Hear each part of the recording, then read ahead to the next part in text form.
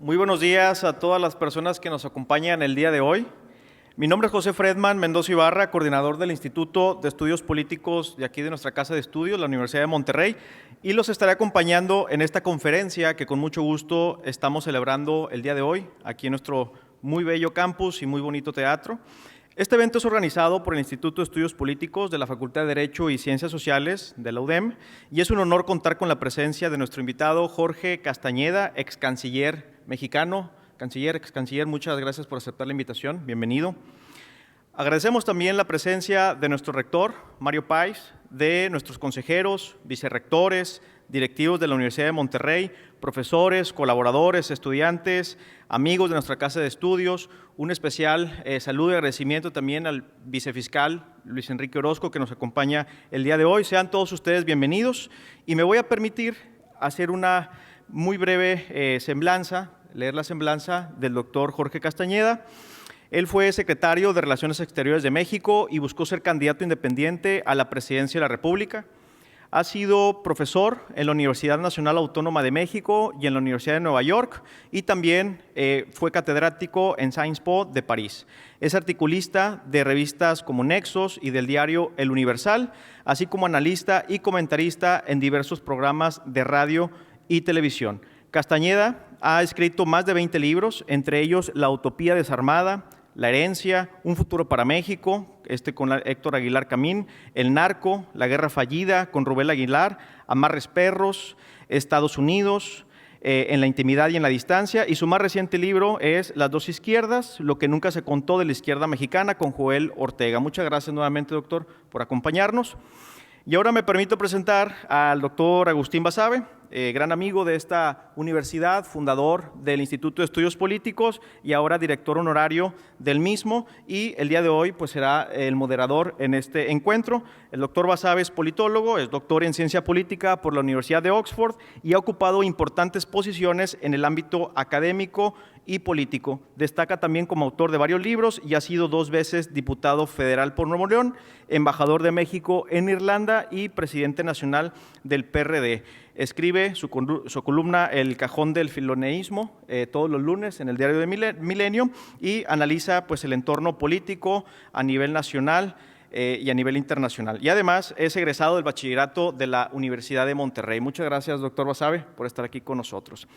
A continuación, invitamos al doctor Basabe para que dé una introducción para luego continuar con el doctor Castañeda. Muchas gracias. Gracias, Fredman. Bueno, yo quiero reiterar el agradecimiento a Jorge por estar aquí. Tiene una agenda complicada, antes pasaba medio año, casi medio año en Nueva York, ahora lo pasa 3 meses o 2 en París. No es fácil hacerse un hueco, entonces nuestro agradecimiento es doble.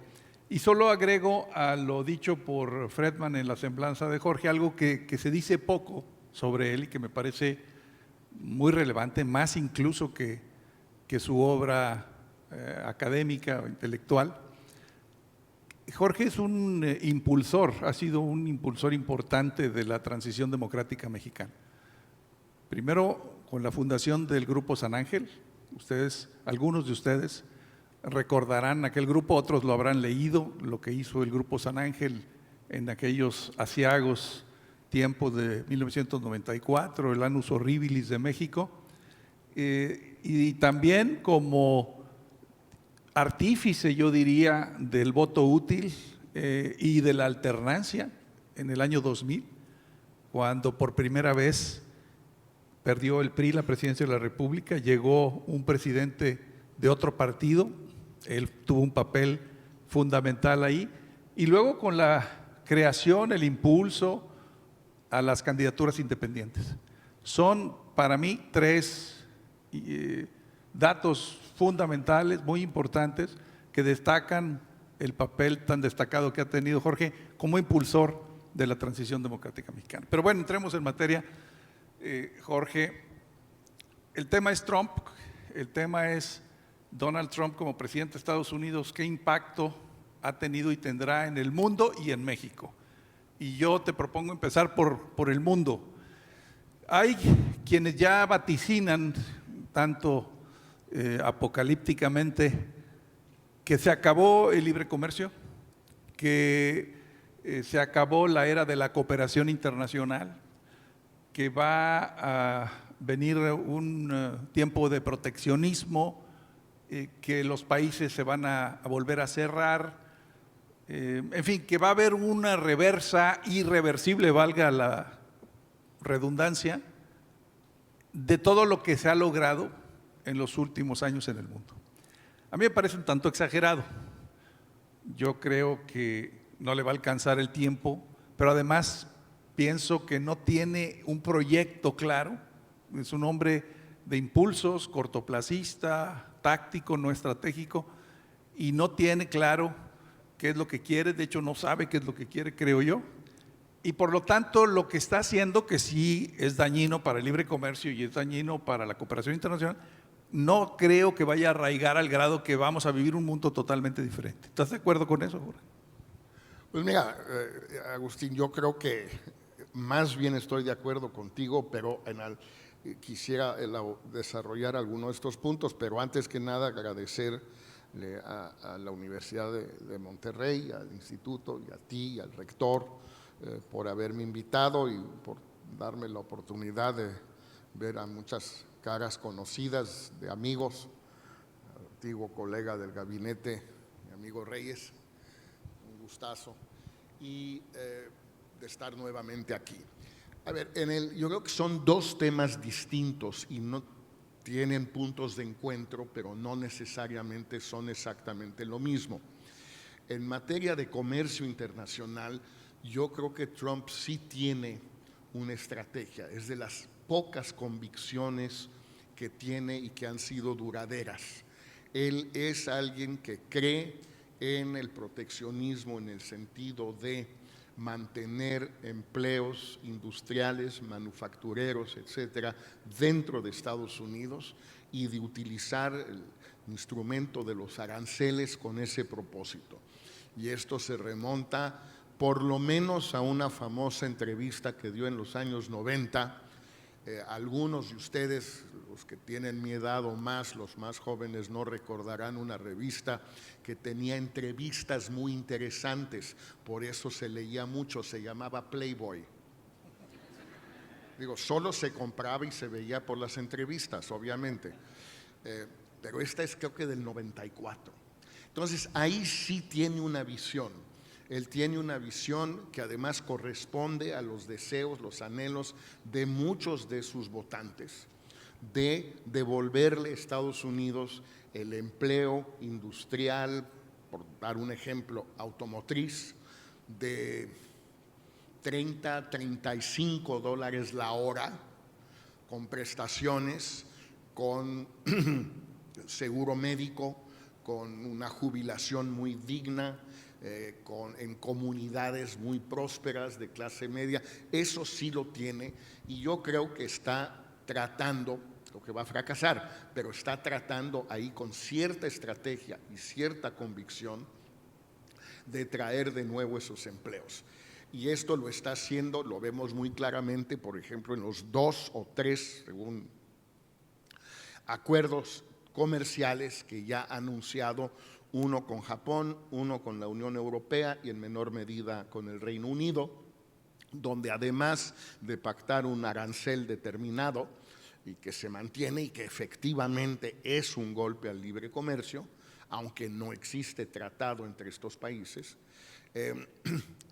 y que incluye inversiones japonesas o europeas en Estados Unidos. Es decir, parte del acuerdo de comercio arancelario es una serie de inversiones públicas y privadas de europeos y japoneses dentro de Estados Unidos para crear empleos manufactureros o de alta tecnología en Estados Unidos. Lo más probable es que esas inversiones o bien no se materialicen, tipo Tesla, o que sí, pero eran inversiones que de todas maneras iban a ocurrir, no son producto del acuerdo ni producto de la amenaza de los aranceles, pero sí lo incluye porque Todo eso sí le importa. Yo digo que va a fracasar porque con o sin aranceles, Estados Unidos es muy difícil que pueda producir de manera competitiva una serie de bienes manufacturados que compitan ya no con China o con México, con Vietnam, con Tailandia y con el nuevo espacio que viene, que es África. Bueno, entonces, en materia de comercio, estaría yo quizás con este matiz contigo, sí hay una estrategia, pero estoy de acuerdo que va a fracasar. El otro tema es el tema del multilateralismo, no estrictamente comercial, aunque efectivamente hay un punto de encuentro que es la OMC, la Organización Mundial del Comercio, que ya venía debilitándose desde hace tiempo y que Trump probablemente le va a dar la estocada. Y ya hemos visto, lo vimos en su primer periodo y ya en los primeros 6 meses, retiró a Estados Unidos del Acuerdo de París sobre cambio climático, retiró a Estados Unidos por enésima vez de la UNESCO, creo que ya retiró o va a retirar a Estados Unidos de la Organización Mundial de la Salud, de la OMS, y así sucesivamente. Ha amenazado con retirar a Estados Unidos de la OEA, y no es imposible que retire a Estados Unidos de Naciones Unidas como tal, ya sea formalmente, ya sea reduciendo a tal grado las contribuciones, las cuotas de Estados Unidos a la organización, de que en los hechos deje de operar, deje de funcionar. Ahí creo que sus efectos pueden ser más duraderos, porque finalmente pues eso es una estructura que existe, pero que no es tan difícil destruir si la quiere destruir en todo el multilateralismo.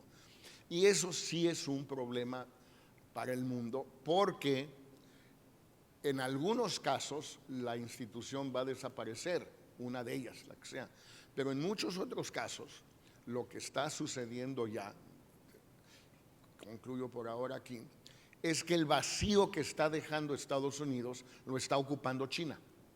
No lo están ocupando los europeos, podrían, o Japón podrían. No lo están haciendo por distintas razones. Los chinos sí, metiendo dinero, buscando puestos para nacionales chinos en los staffs de los organismos internacionales, incluyendo desde luego el Banco Mundial y el Fondo Monetario. No es esto nada más la ONU, la UNESCO, la OMS, la FAO, etcétera, no, sino es también el banco y el fondo. Entonces ahí sí creo que el peligro para la construcción de la post-Segunda Guerra Mundial, tanto de Bretton Woods como de San Francisco, por llamarles así, ahí sí hay un peligro real, porque tiene el poder Estados Unidos de destruir todo esto. Sí lo tiene, por desgracia, pero lo tiene. Y la amenaza china de ocupar el lugar, pues es real también. Pronóstico. Parece imposible que se reelija o inviable, constitucionalmente no puede, tendría que cambiar la Constitución, pero bueno, uno nunca sabe a qué recursos jurídicos o legaloides podría acudir. De manera que le quedan solamente 3 años y pico. ¿Qué tanto puede hacer y qué tanto el mundo puede rehacer el actual orden internacional después de Trump? Bueno, vimos después del primer periodo que sí se pudo hacer mucho, en el sentido de que Estados Unidos volvió a muchas de las instituciones que había abandonado o que había debilitado. De nuevo, los más claros, la UNESCO, los acuerdos de París, etcétera. Y volvió a darle mucha importancia a la ONU, manteniendo sus pagos, etcétera. El problema que veo es que está siendo mucho más radical y consistente esta vez que la vez pasada, porque pues ya es un terreno, una película que ya vio y sabe cómo hacerle.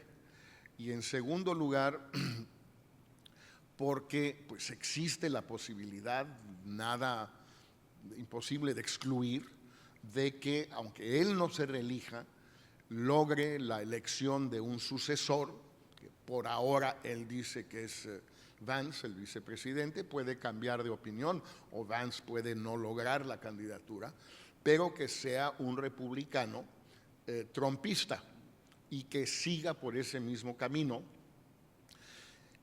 derrotando al candidato demócrata, cualquiera que éste sea. Y en ese caso yo creo que el mundo de la posguerra, ahí sí se acaba, porque ahí sí además 4 años más de este tipo de política comercial proteccionista con aranceles, etcétera, pues sí va a surtir efecto, porque las empresas pueden dudar, pueden esperar un rato, pero llega el momento que si no hay claridad, van a optar por lo que creen que es lo más probable, a saber que Estados Unidos va a seguir por ese camino. Y en ese caso, pues no me queda más remedio que invertir en Estados Unidos, porque sigue siendo el mercado más grande del mundo. Y pues sí, yo preferiría 1000 veces, dice un empresario X, invertir en México, en Monterrey, y exportar a Estados Unidos.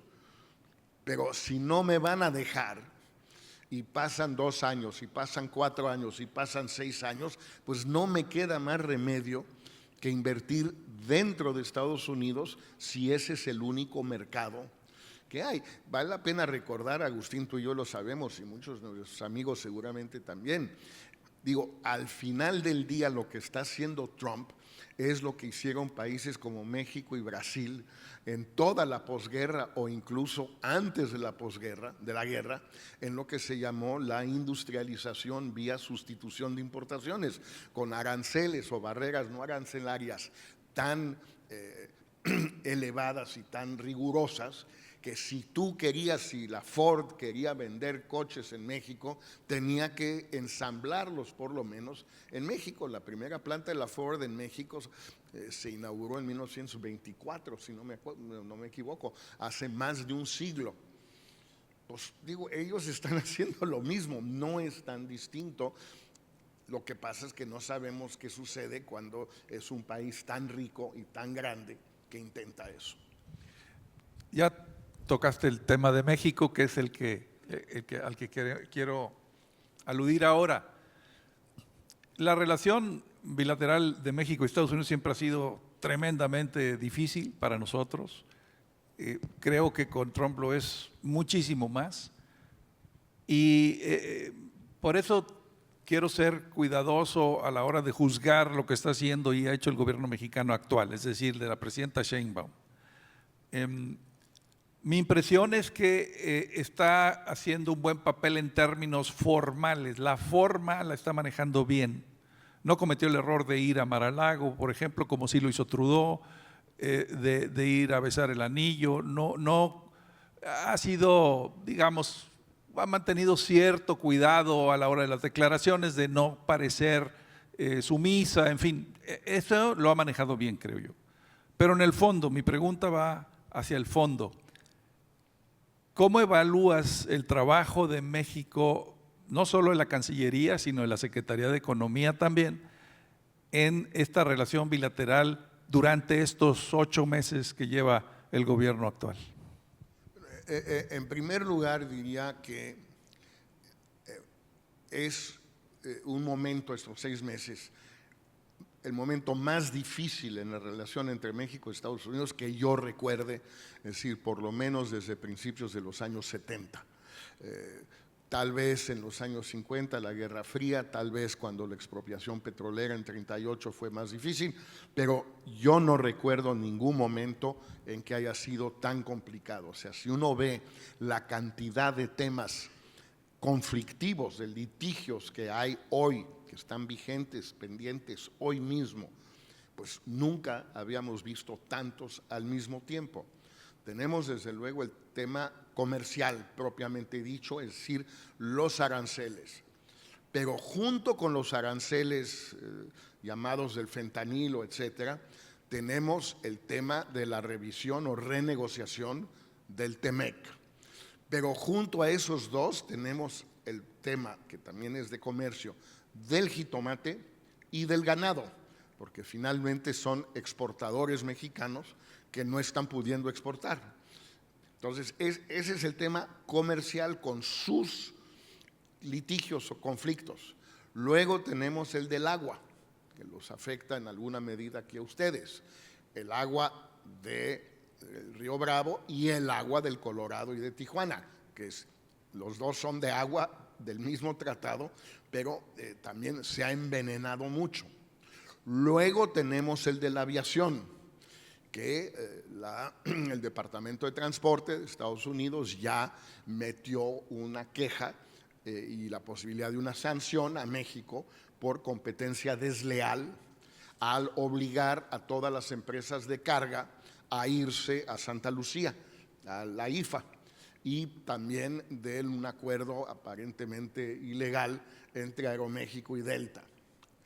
Luego tenemos el tema del fentanilo, es decir, de droga en general, fentanilo en particular, que implica también el tema de los precursores, los químicos precursores que vienen de China y de la India, y todavía no hablo de China, de droga en general, que incluye crimen organizado, que incluye redes financieras en México, que incluye, desde luego, a las tres instituciones financieras que fueron ya acusadas por Estados Unidos de tener vínculos con el crimen organizado, Ciebanco, Intercam y Vector de aquí.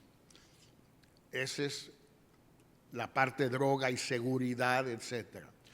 Luego tenemos el tema migratorio, que es muy impactante porque, por un lado, en efecto, el gobierno de México, haciendo lo que yo considero es el trabajo sucio del gobierno de Estados Unidos, ha logrado detener el flujo de gente de otros países del mundo a la frontera de México con Estados Unidos, y por lo tanto ha logrado reducir dramáticamente el cruce migratorio. Luego, después del migratorio, tenemos el de China, que estaba platicando con José ahorita, me explicaba un poco porque leí una columna el otro día, entre otros muchos ejemplos del problema chino, el de los autobuses aquí en Monterrey. Y lo que va a suceder o no, por ejemplo, con mucha gente, supongo que algunos de ustedes, parece que los alumnos no, me dicen que los alumnos de la UDEM no tienen coche. Eso es lo que he escuchado, es lo que me han dicho, sí. Exacto, vienen todos en transporte público y los estacionamientos siempre están vacíos. Eso es lo que me han dicho aquí. A ver cómo les va a los que compraron un BYD a la hora de buscar refacciones. Suerte con eso, a ver cómo les va.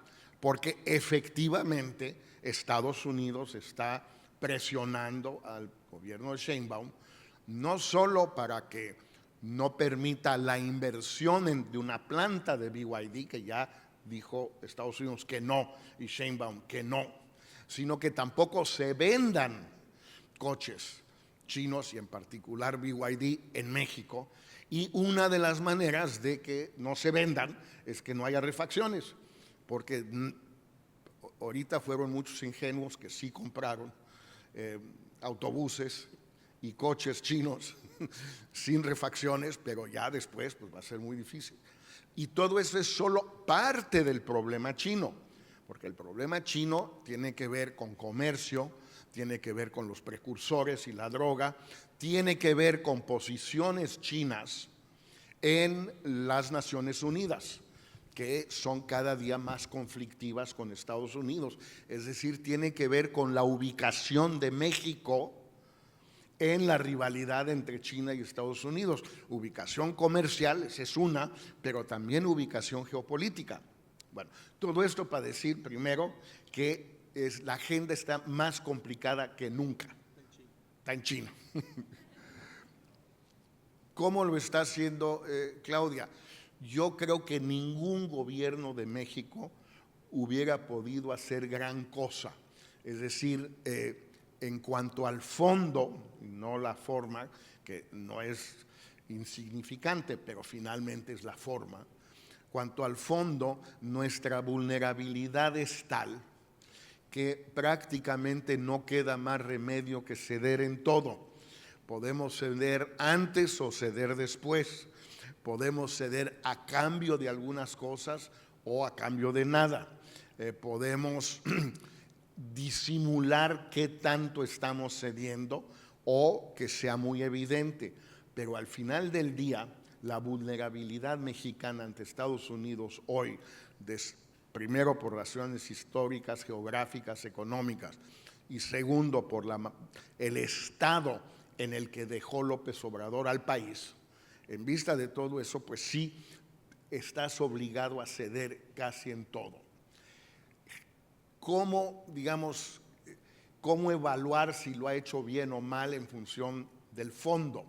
Pues uno, comparándonos con otros países, o dos, comparándonos con nosotros mismos hace 10 años, 20 años, 30 años, lo que se quiera. Yo creo que en ambos cotejos sale más o menos decentemente librada ella. No espectacular, es decir, los acuerdos provisionales que tenemos ahorita no son tanto mejores que los acuerdos supuestamente definitivos a los que llegó la Unión Europea, Japón, etcétera. Pero sin duda estamos en una mejor situación, por ejemplo, que Brasil o por ejemplo que la India. Ahora, el tema es si eso se debe al buen desempeño mexicano o se debe al hecho de que Trump quiere mucho a Bolsonaro, detesta a Lula y decidió ponerle aranceles de 50% a Brasil en muchas cosas, no en todo, por cierto, por un motivo estrictamente político que en el caso de México no existe. Y hay un poquito lo mismo lo de la India. Lo de la India es muy divertido, es trumpiano clásico. Hubo una escaramuza, un poquito más que escaramuza, pero nada importante, entre la India y Pakistán en Kashmir el año pasado, principios de este año. Y entonces finalmente negociaron, llegaron a un acuerdo, terminó la escaramuza, las cosas se calmaron. Trump dice que se calmaron gracias a su intervención, que él los puso a negociar y que es una guerra que él concluyó y que lleva 6 guerras así. Y le falta la 7ª, que es la de Ucrania. Los indios dicen que no, que no hubo guerra, no ha terminado y no fue Trump. Entonces Trump se enojó. ¿Cómo que no le reconocen esa medalla? Porque esa medalla él la manda, se la cuelga un momentito, se toma la foto y la manda a Noruega, a Oslo, para ver si se van juntando las medallitas en Oslo, a ver si le dan el premio Nobel. Entonces se enojó con la India y les puso este arancel. Eso no tiene nada que ver con nosotros, no es que Marcelo Ebrard hizo una gran negociación, no, tiene que ver con Trump y sus locuras, la India, Kashmir, Pakistán, el ejército pakistaní, o sea, algo totalmente ajeno. Perdón por haberme extendido tanto, pero un poco mi impresión es que es prematuro dar un juicio definitivo porque no sabemos cómo va a terminar todo esto, ni en la parte comercial, ni en la parte de seguridad, ni en la parte migratoria. Una de las razones, salió hoy en tu periódico Milenio, que por una vez tiene un artículo muy importante, no columnas, son muy buenas, pero lo demás bastante regular, pero en fin, es el nuevo Pravda o Granma, el diario oficial de la Federación. Se han dado en los primeros 6 meses de este año 500,000 visas H2A y H2B, la mayoría para mexicanos, para ir a Estados Unidos. Es la cifra más alta de la historia con mucho. Es el doble que el año pasado, que ya fue el doble de hace 3 años. Se han ido o se van a ir este año unos 750, 800,000 mexicanos con papeles a trabajar en Estados Unidos. Entonces, sí estamos haciendo el trabajo sucio, pero también nos están dando eso. No sé si sea una política consciente de Trump o no, no tengo idea, pero esos son los números. Pues entonces, ahorita emitir un juicio definitivo, ni tremendamente favorable como muchos empresarios amigos o mucha gente, la comentocracia en México, es que lo ha hecho muy bien, y tampoco decir que lo ha hecho muy mal. Simplemente no tenemos, creo yo, elementos para dar un juicio definitivo, y cualquier juicio momentáneo es muy peligroso. La gente que se pronunció sobre el acuerdo que anunció la DEA hace 5 o 6 días, de que ya va a haber cooperación en la frontera y mucha gente de las fuerzas de seguridad mexicana van a ir a Estados Unidos a entrenarse y van a operar juntos en la frontera. Mucha gente se congratuló de ello, lo celebró, qué gran avance, qué flexibilidad, qué pragmatismo, qué apertura de parte de Claudia. Al día siguiente, desde luego, ella niega la existencia de tal acuerdo, cosa que también festejaron muchos otros. Pues ¿quién tiene razón? Pues probablemente ni los unos ni los otros, porque no sabemos. Quizás la única ficha de negociación que tiene México con Estados Unidos hoy es la migración.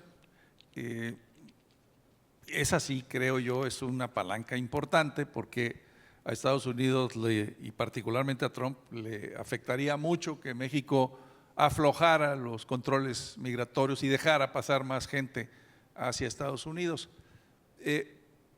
Pero en general, ¿qué habrías hecho tú diferente si fueras el canciller? Estas entregas de capos, por ejemplo, de golpe, paquetes, combos de 20 y tantos capos, uno y luego otro igual, mayor, antes de muchas cosas, es decir, a priori, ¿las habrías hecho o los habrías esperado? Lo que mencionabas, los tiempos. Yo creo que en primer lugar hay una discusión muy válida que tengo entendido que está sucediendo dentro del gobierno, más que todo en materia comercial, pero en otros aspectos también, justamente sobre este tema de cuándo ceder. Si nos conviene realizar una serie de concesiones en materia comercial ahora, durante el plazo de los 90 días, lo cual implicaría que eso que ya cedimos se vuelve el punto de partida para la renegociación del TEMEC. Y no es que nos van a contar a favor en esa renegociación lo que cedimos ahora. Así, no, espérense. Este es el punto de partida. Ahora arrancamos con una nueva negociación, y esta es la nueva lista de Santa Claus que tenemos. La anterior pues ya fue. O al revés, no ceder ahora y esperarse al TEMEC o la renegociación, pero ahí tienes la bronca, el problema de que se te pueden vencer los 90 días y te metan unos aranceles catastróficos porque no cediste. Entonces, hay una discusión ahí. En esa yo no tengo elementos. Yo sí creo que hay 2 o 3 cosas que se hubieran podido hacer de manera diferente. La primera, que me parece con mucho la más importante, es que yo sepa, y no tengo información interna ni mucho menos, pero sí hablo con gente, México no ha tenido una agenda propia con Estados Unidos en estos 6 meses. Ha reaccionado, ha respondido a Estados Unidos cada vez, unas veces bien, otras veces no tan bien, unas veces mal, pero al final del día lo que hemos estado haciendo es reaccionando, respondiendo. Yo no he visto una agenda mexicana que cuando llega Ebrard o llega De la Fuente o llega Lázaro o quien sea y se sientan con sus contrapartes y el gringo empieza con no sé qué, el mexicano diga, espérate, lo que nosotros queremos de ustedes es A, B, C, D, E. No, sí, pero es que aquí venimos a hablar de migración. No venimos a hablar de migración nada más. Venimos a hablar de su agenda, ustedes, muy bien, y de nuestra agenda también. Y salvo esta retórica, en mi opinión, un poco inútil, ociosa ya sobre las armas, yo no he visto que tengamos una agenda. Entonces creo que ahí hay un primer elemento que podría ser crítico. Un segundo que es muy discutible, yo tengo una opinión, pero otros con muchos argumentos y una opinión contraria, es que Sheinbaum sí debió haberse reunido en algún momento ya con Trump. Trató de hacerlo en Canadá, fue una buena decisión intentarlo, pero ya habían transcurrido 8 o 9 meses desde que Trump ganó la elección. Y digamos, la tradición mexicana desde López Portillo, por lo menos, es que los presidentes mexicanos y o norteamericanos se reúnen casi de inmediato después de la elección del uno o del otro o de ambos, siendo presidente electo el mexicano o presidente electo el gringo, o siendo presidentes electos ambos, la famosa reunión llamada el Espíritu de Houston de Carlos Salinas y George Bush padre en 88, siendo que ninguno de los dos había tomado posesión. Claudia, en efecto, no fue a Mar-a-Lago, pero Trudeau no fue el único que fueron muchísimos. Y pues hay una tradición mexicana de hacerlo. O en su caso, me acuerdo, Ronald Reagan vino a la frontera, a El Paso, como presidente electo en 82 para reunirse con López Portillo. Entonces, luego no fue a Washington, entiendo, pero tuvo varias oportunidades de verse con Trump, no en Washington. Tuvo una en la reinauguración de la Catedral de Notre Dame en París, donde la invitó Macron para que fuera. México es el segundo país católico del mundo después de Brasil. Y hasta eso, quién sabe, porque cada vez más brasileños son evangélicos, entonces en una de esas les ganamos. No fue. Y Trump tuvo varias bilaterales en París. Luego, o los funerales o la asunción del nuevo papa, del papa anterior, o el nuevo. Ahí Trump tuvo una bilateral con Zelensky en San Pedro. También la invitaron, tampoco quiso ir. Ahora tendría la oportunidad de una bilateral con Trump en Nueva York en la Asamblea General de la ONU, que incluso hasta hace unos días estaba programada la visita de Claudia, pronunciar un discurso, pero antier dijo que no va a ir. Entonces, todo indica que no habrá celebrado una reunión personal, cara a cara, con Trump en todo el primer año de gobierno de ambos. A mí sí, yo sí creo que eso es un error. Sé que hay riesgos, pero creo que ha sido un error. Sería una segunda posibilidad, digamos, de crítica. Y la tercera, de nuevo, hay gente que sabe más de esto que yo, o igual, y que tiene un punto de vista distinto. No tenemos presencia en Estados Unidos. No estamos. Y nosotros no me refiero a los paisanos que viven y trabajan allá y que ahorita están siendo perseguidos allá. Me refiero al Estado mexicano, a la sociedad civil mexicana, etcétera. No estamos presentes. Hablábamos anoche de Diego Luna en el show de Jimmy Kimmel, pero bueno, no estamos aprovechando la enorme red que tenemos en medios, universidades, cine, televisión, música, etcétera, etcétera, etcétera. Y en gran medida eso es el gobierno.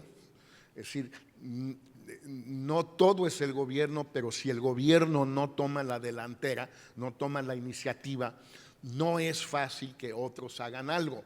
Algunos, como Diego Luna, lo pueden hacer, pero la mayoría, pues no.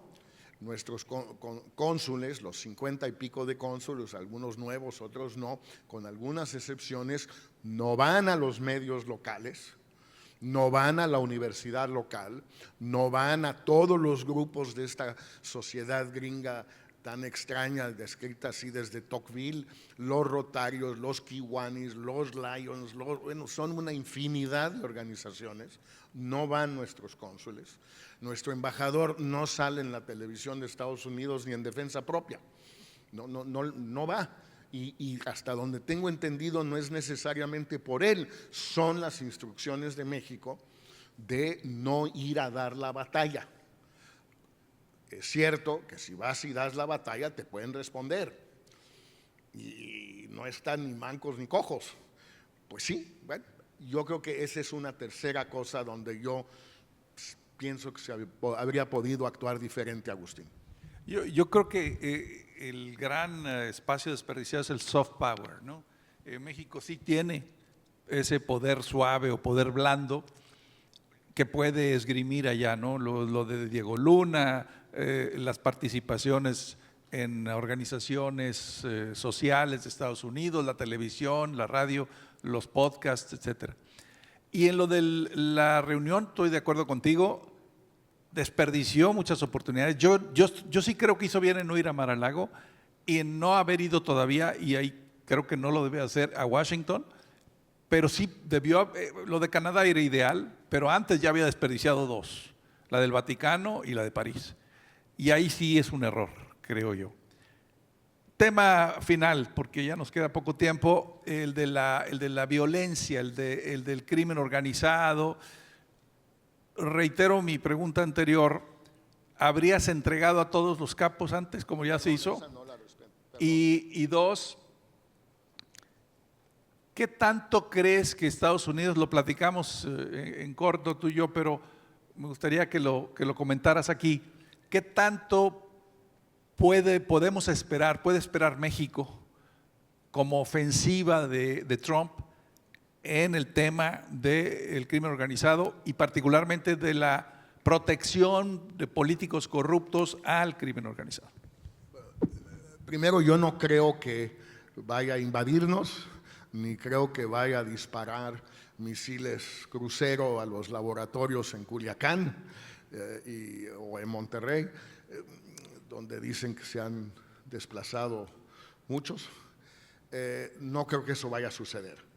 Puede haber intervenciones quirúrgicas para extraer a un capo, como lo del Mayo Zambada, puede suceder, pero yo creo que más allá de eso no va a haber, como primer punto. Sobre los deportados o expulsados a Estados Unidos, que son creo 55 en total, yo creo que hay una regla general que yo respetaría y que no está respetando ella, es que no se le conceda a Estados Unidos nada que cree un precedente contrario a el Estado de Derecho, contrario a cierta tradición, contrario al interés nacional. México violentó el Estado de Derecho al mandar estos 55 delincuentes a Estados Unidos porque no se siguió el proceso de extradición. No fueron extraditados, fueron enviados. No llegó a su término el juicio de extradición ante un juez y no hubo una sentencia de un juez y luego no hubo la firma del secretario de Relaciones que conceda la extradición. Este es un proceso que existe desde el Tratado de Extradición entre México y Estados Unidos. En la medida en que México ya lo violentó 2 veces, eso crea una situación, un status quo ante para la próxima vez. Si mañana piden a Bartlett, yo no lo creo, creo que eso es chisme y es falso todo lo de Bartlett, pero démosle la razón a los columnistas que insisten que ya están ya listos para… Piden a Bartlett y México dice, bueno, sí, no, pero no, No es cosa de treparlo a un avión y mandarlo. Tiene que haber un juicio, tiene que pedirle a ustedes la extradición, tiene que ser detenido, tiene que abrirse la instrucción, tabla. No, espérate. Ya me mandaste a 55 sin ninguno de estos cuentos de extradición y de juicios y de firmas y de tonterías. Entonces mándame a Bartlett. ¿No? Y el Estado de Derecho, a ver, no me vengas a mí con Estado de Derecho, si ya vimos que no te importa, me mandaste a 55, ¿por qué no al 56? Y ya creamos un precedente. Entonces, creo que hay para responder a la pregunta, creo que fue un error, entiendo la lógica de hacerlo, pero sí creo que hay que tener mucho cuidado con ese tipo de procedimientos y otros de permisos de sobrevuelo, de permisos de presencia norteamericana disimulada o no disimulada en territorio mexicano. Porque ella dice ningún americano va a venir a pisar suelo mexicano. Eso es falso desde hace medio siglo.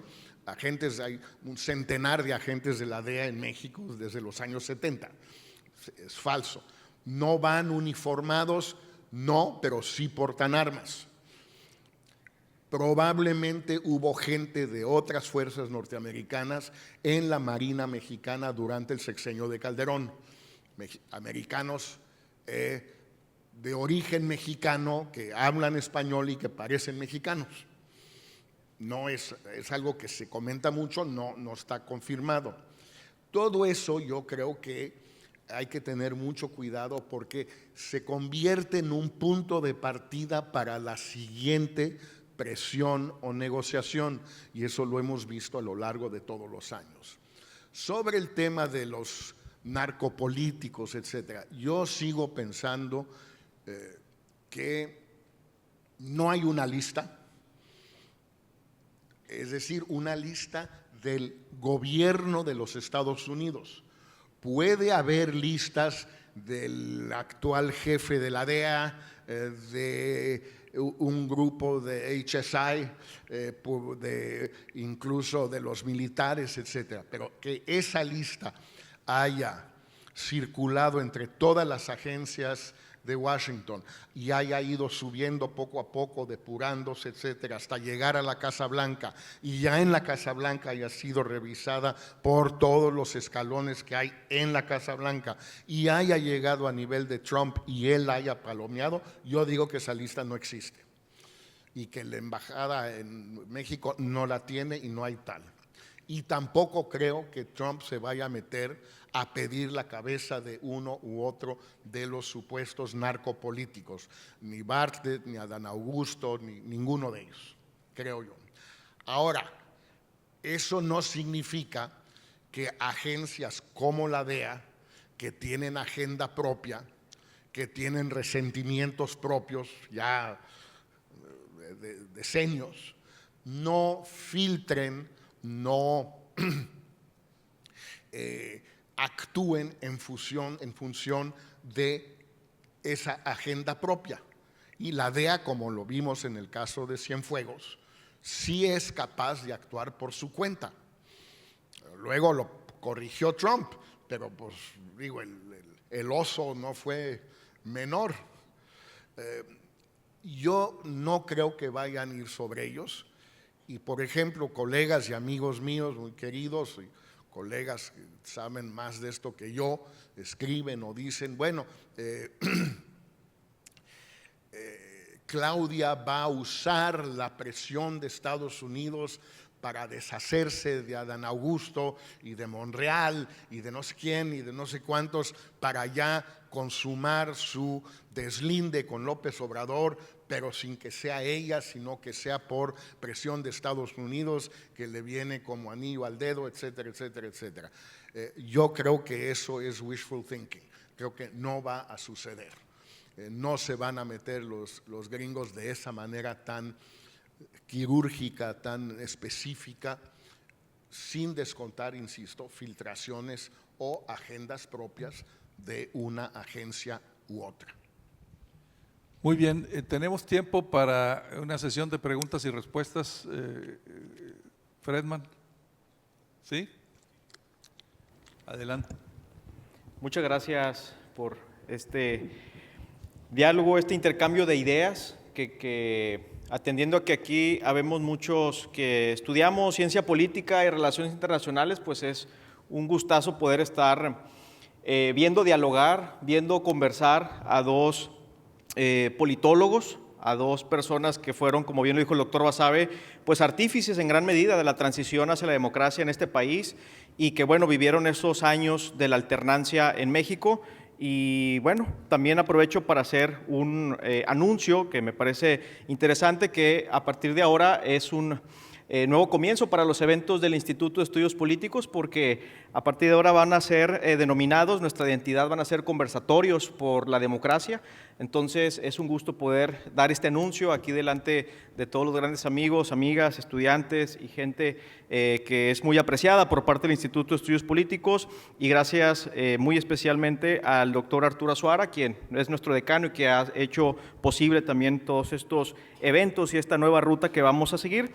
Ahora sí, me permito comentarles que la sesión de preguntas y respuestas va a ser del lado derecho, de mi lado derecho, sería izquierdo para ustedes.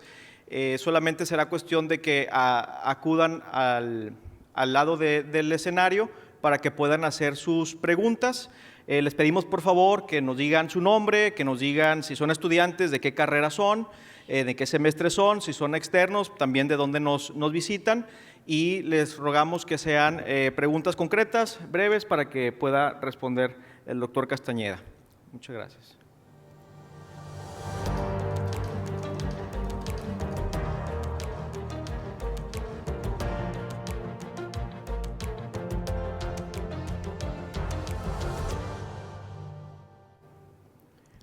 Bueno, buenas tardes, primero que nada a todos. Mi nombre es Diego Martínez Carrasco, soy de la carrera de licenciado en Negocios Globales. Y bueno, buenas tardes, doctor, buenas tardes, canciller, ex canciller. Y bueno, mi pregunta es, soy del UDEM, bueno, ya dije la carrera. Yo precisamente iba a preguntarle si Donald Trump se atrevería a invadir México, como lo hizo Bush, padre, en Panamá con Noriega. Pero ya escuché su respuesta de que eso no va a suceder. Entonces le planteo esto: si usted hubiera sido presidente de México, ¿qué hubiera hecho distinto en materia de seguridad frente a Estados Unidos? ¿Cree que con García Harfuch al frente de la Secretaría de Seguridad vamos en la dirección correcta para recuperar la confianza de Washington? ¿O todavía pesa la imagen de México marcada por haber tenido un ex narco presidente como Andrés Manuel López Obrador? Gracias. Son varias preguntas y muy complejas cada una de ellas, pero te agradezco la oportunidad de comentar algunos de estos aspectos. Es decir, yo creo que el error de los presidentes de México comenzó con Calderón, con la guerra de Calderón contra el narco. Ahí empezamos mal, arrancamos mal, y ese pecado original no ha sido posible superarlo. No pudo hacerlo Peña, y siguiendo la misma política, pero presentándola de una manera distinta. No pudo López Obrador con sus abrazos y no balazos, y no creo que Claudia Sheinbaum vaya a avanzar mucho tampoco con esta política, que se parece mucho a la de Calderón. La diferencia es que Calderón tenía a García Luna y a una PFP, se llamaba todavía entonces, luego PF, pues de unos 30,000 efectivos. Ella tiene los 100,000 de la Guardia Nacional, que cada quien tiene su opinión sobre si sirven de algo o no. Y García Harfuch quiere construir una fuerza de unos 10,000 policías suyos, 5,000 operativos y 5,000 de investigación, de élite en la Secretaría de Seguridad, lo cual nos llevaría, si es que esto lo logra, suponiendo que no está fácil, a como estábamos con Zedillo cuando crea la PFP con la Bastida en 99, que tuvieron unos 8 o 9 mil efectivos, que son los que le entregaron a Fox y a Alejandro Gertz cuando fue secretario de Seguridad. O sea, estaríamos volviendo a eso, primer punto. Segundo punto, Yo tengo mis dudas, como mucha gente, sobre las estadísticas que está generando la Secretaría de Seguridad y que está dando García Harfuch, sobre todo en materia de homicidios. No son convincentes, sobre todo tomando en cuenta las otras cifras, a saber, desapariciones que se han disparado en los últimos 2 años y en particular este año.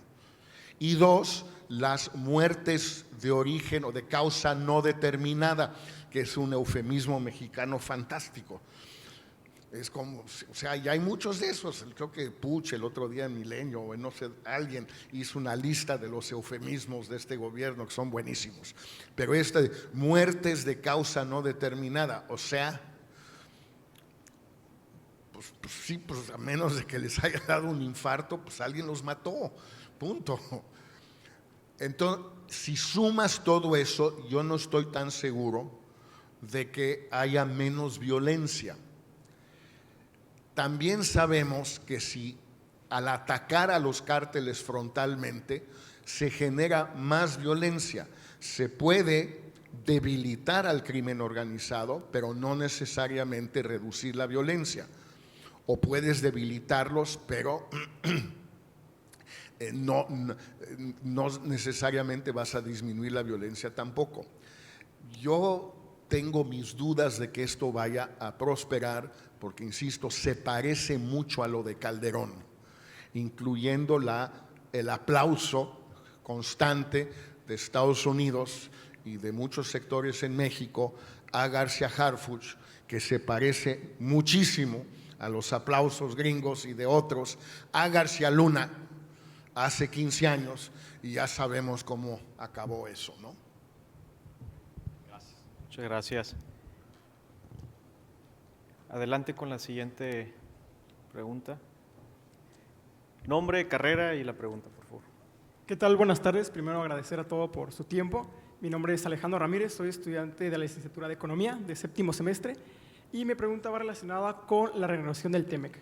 Y bueno, es la siguiente.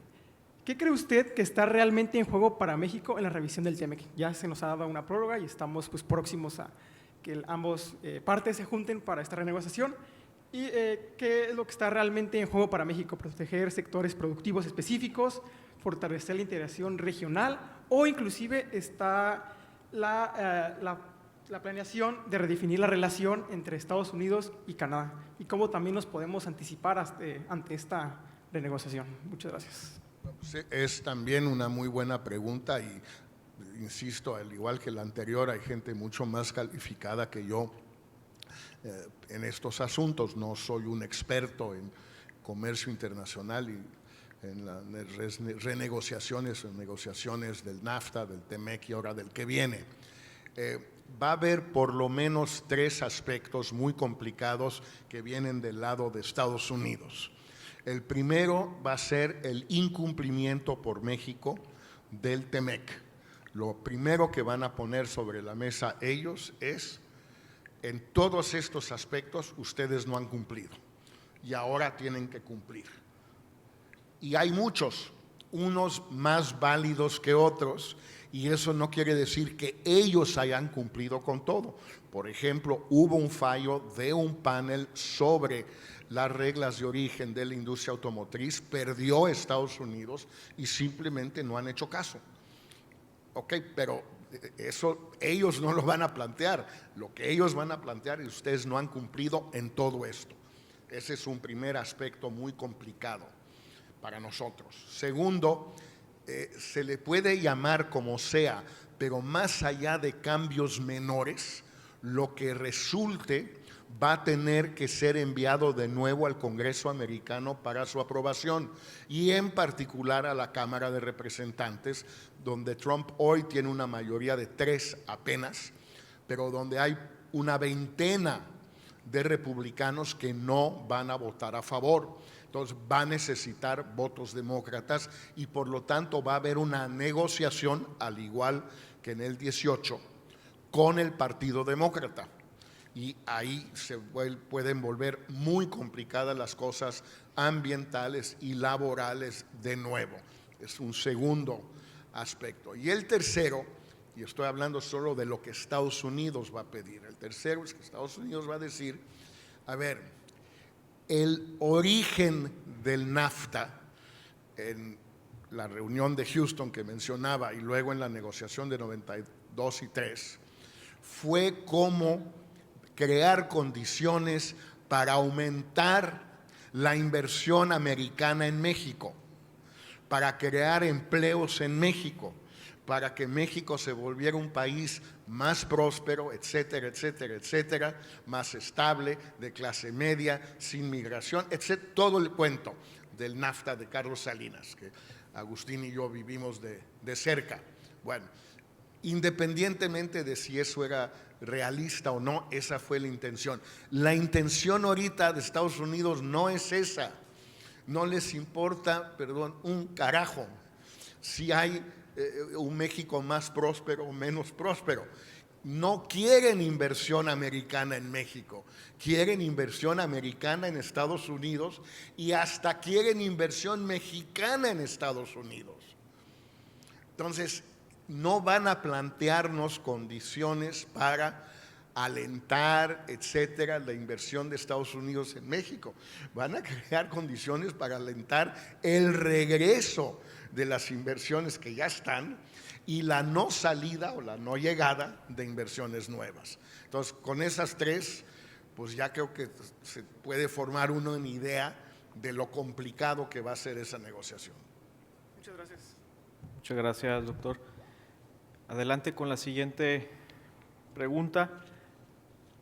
Nombre y carrera. Pregunta. Hola, buenas tardes. Mi nombre es William, soy de la licenciatura en Derecho en tercer semestre. Mi pregunta va relacionada sobre ha comentado que el papel de la Cancillería mexicana ante los Estados Unidos pues no ha tenido no ha realizado las acciones necesarias para poder promover un diálogo y bueno, también por parte de la presidencia, no ha habido una posibilidad de poderse reunir entre la presidencia mexicana y la presidencia estadounidense. ¿Qué impacto podría tener eso, sobre todo en la próxima, cómo todas las cosas que han habido, por ejemplo, relacionándose con el cumplimiento o incumplimiento por parte de México de los supuestos objetivos de Estados Unidos, como lo que comentó de la migración, seguridad, fentanilo, etcétera, cómo todo eso podría apoyar o dificultar la próxima negociación del Tratado de Libre Comercio entre México y Estados Unidos? Bueno, de alguna manera creo que ya hemos tratado el tema y no sé si tenga yo mucho que agregar al respecto. Hay una discusión, insisto, dentro del gobierno y probablemente la hay en Estados Unidos también, de si conviene empezar a arrancar la negociación lo más pronto posible o al revés, posponerla un poco. Primera discusión. Segundo, si vincular la negociación de los 90 días con la del TEMEC, que podría empezar a arrancar en septiembre, octubre, y cuándo debe México aceptar las exigencias norteamericanas que vamos a tener que aceptar, si antes o después. Yo no tengo información sobre las negociaciones más allá de lo que leo y por lo tanto me es difícil dar una opinión sobre qué conviene más. Yo sí creo que deberíamos tener una presencia más activa, más pública, más agresiva, si se quiere, en Estados Unidos sobre estos temas y otros temas, no solamente el tema comercial, sino todos. Y en cada localidad hay un tema que es más sensible que otro. Y en efecto, si tú mandas al cónsul o mandas a un enviado especial o mandas a un gobernador a cualquier parte de Estados Unidos y lo expones a la prensa, pues bueno, le van a preguntar las cosas a las que él quiere responder y le van a preguntar cosas a las que no quiere responder o no tiene respuesta, y no niego que hay un riesgo, pero sí creo que deberíamos estarlo haciendo porque la situación no es que esté todo muy bien y por lo tanto, pues ¿para qué arriesgarnos? No, las cosas están muy complicadas y yo sí creo que hay que ser un poco más audaces. Muchas gracias. Muchas gracias. Y última pregunta, por cuestiones de tiempo. Por favor, su nombre y su carrera. La pregunta. Hola, mi nombre es Cecilia Rivera, soy de primer semestre en Relaciones Internacionales y mi pregunta va un poquito ligada a lo que comentaba en la pregunta pasada, pero es un poquito más en raíz. O sea, ¿a qué cree que se deba esta deficiencia en las relaciones exteriores, las relaciones internacionales? ¿Puedes acercar un poco? Perdón, por parte de México, porque ¿usted cree que sea una estrategia, sea buena o mala, o es por temor a las consecuencias? Pero ¿qué en particular? Es que no escuché la primera parte. Perdón, ¿a qué cree que se deba esta deficiencia en las relaciones exteriores y las relaciones internacionales por parte de México? Bueno, mira, hay muchísimas explicaciones y se remontan a muchos años y no creo que sea justo endilgarle toda la responsabilidad al gobierno actual. López Obrador sí cometió un error o pecado, si se quiere, imperdonable, que fue decidir no viajar a ninguna parte durante sus 6 años. Y eso hizo que prácticamente nadie viniera a visitarnos tampoco, porque la regla en las relaciones internacionales de alguna manera es la reciprocidad. Yo voy a México si tú vienes a Berlín. Yo voy a México si tú vienes a Brasilia, y así sucesivamente. Como López Obrador no fue a ningún lado, salvo un par de veces a Washington a hacer campaña por Trump, y a Guatemala y a Cuba, y se acabó, pues los otros no vinieron tampoco. Y entonces muchos de nuestros embajadores y muchos de nuestros cónsules, etcétera, en Estados Unidos y embajadores en todo el mundo, pues se quedan sin una de las herramientas, lo vivió Agustín en Dublín, más importantes que tiene un embajador, que es una visita presidencial. Del tuyo al país donde estás o del país donde estás al tuyo. Es un momento muy importante, lo mismo con los cónsules. Presencia de un presidente de México en Los Ángeles, en Chicago, en Nueva York con la comunidad, en Raleigh-Durham, en Houston, en Omaha, etcétera, etcétera, etcétera, pues es algo muy importante. López Obrador abandonó todo eso y por lo tanto dejó indefensos a nuestros representantes para pues actuar, porque sin eso, insisto, no es de que tú no vas, pero ellos vienen. No, si tú no vas, ellos no vienen. Y ya lo estamos empezando a ver con Claudia, aunque sí ha salido 2 o 3 veces su primer año, y es un cambio, creo yo, positivo, pero limitado. Entonces, ese es un primer punto. Segundo punto, López Obrador desmanteló, borró, suprimió lo que era ProMéxico, que era la Agencia de Fomento de Comercio Internacional Mexicano. No era ninguna maravilla, había sin duda corrupción e incompetencia, pero existía, pues simplemente la suprimió. Lo mismo con el Consejo de Promoción Turística, Promotur, que se creó creo que con Cedillo y que sin ser una maravilla tampoco funcionaba. Eso, ya no tenemos esas dos, no existen. Entonces, cuando decía yo que López Obrador dejó al país indefenso o muy vulnerable, entre muchas otras razones, es por estas que estoy describiendo. Entonces, hoy la presidenta y el secretario de Relaciones pues tienen instrumentos muy mermados para poder actuar. Además, no tienen dinero.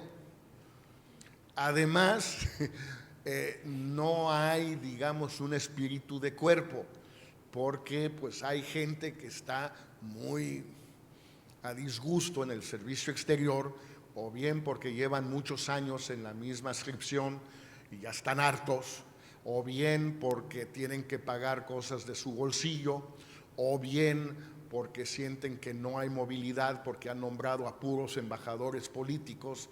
Tradicionalmente, un 65%, 2/3 partes de las titularidades de adscripciones de México en el exterior, es decir, embajadas y consulados, bueno, y misiones, son del servicio, y 1/3 parte más o menos son políticos, como Agustín.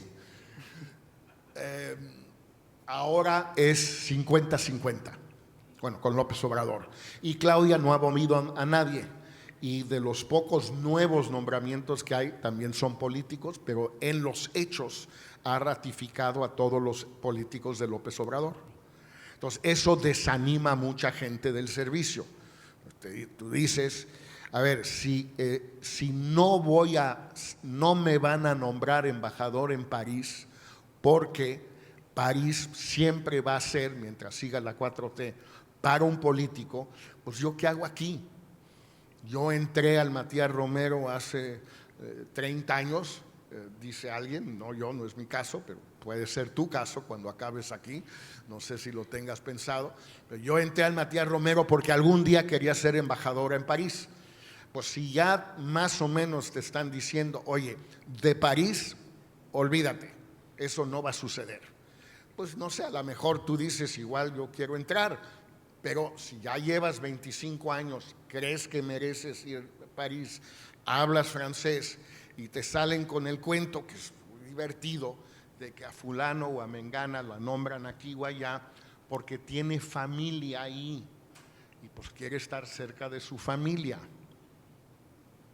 Hijo, pues hay buenas razones para nombrar embajadores y hay malas, pero esa es especialmente mala. O sea, ¿y qué? Si no, pues sería muy fácil andar por el mundo dejando hijos o hermanos o padres y luego vas con el presidente o la presidenta y dices, oye, ¿sabes qué? Me urge que me nombres embajador en Madrid porque fíjate que tengo a una cuñada que vive ahí. Pues no se puede.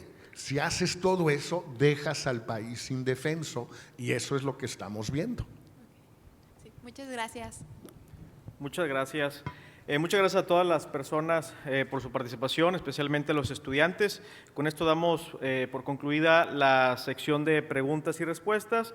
Y finalmente, en agradecimiento por su valiosa visita a la Universidad de Monterrey, doctor Castañeda, y en representación de nuestra universidad, el alumno Gandhi Álvarez, estudiante de Ciencia Política, le dará un pequeño reconocimiento y presente.